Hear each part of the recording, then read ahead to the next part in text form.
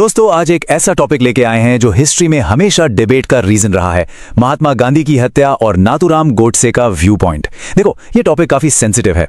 चलिए शुरू करते हैं। साल 1948, गांधी जी की हत्या हो चुकी है और नाथूराम गोडसे पुलिस की गिरफ्त में है। माहौल गंभीर है, लेकिन तभी वहां कुछ ऐसा होता है जिसकी उम्मीद किसी को भी नहीं थी।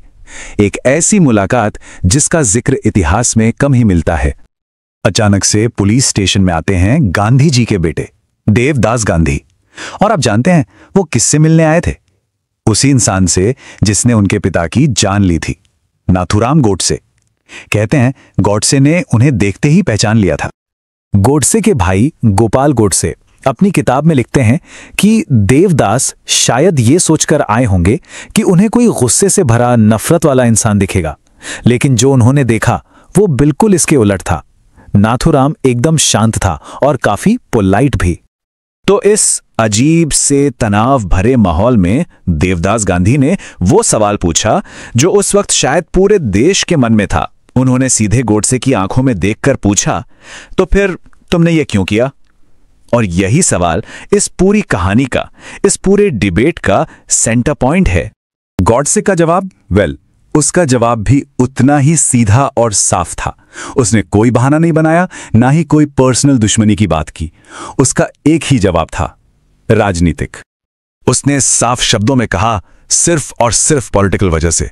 इस एक लाइन से गोडसे ने यह क्लियर कर दिया कि उसके इस काम के पीछे कोई पर्सनल नफरत नहीं थी, कोई बदले की आग नहीं थी, बल्कि एक गहरी आइडियोलॉजिकल यानी एक विचारधारक वजह थी। तो फिर सवाल उठता है कि आखिर ये पॉलिटिकल रीजंस थे क्या? वो कौन सी ऐसी सोच थी, कौन सी ऐसी विचारधारा थी जिसने गोडसे को इतना बड़ा कदम उठाने पर मजबूर कर दिया? चलिए इसको थोड़ा और गहराई से समझते हैं। अपने बयान में गोडसे ने एक बड़ी हैरान करने वाली बात कही। उसने कहा कि वो वीर सावरकर और महात्मा गांधी दोनों के काम को पढ़ता था और उनकी दिल से रिस्पेक्ट करता था।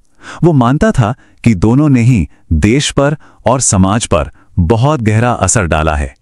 तो फिर ये सब किया क्यों? देखिए, उसके लॉजिक को स्टेप बाय स्टेप समझते हैं। पहला, उसके लिए उसकी सबसे बड़ी ड्यूटी हिंदुत्व और हिंदू समाज के प्रति थी। दूसरा, उसका मानना था कि 30 करोड़ हिंदुओं का भला ही भारत का भला है। तीसरा, उसे लगने लगा कि गांधी जी के काम, उनके फैसले हिंदुओं के हित को नुकसान पहुंचा रहे हैं।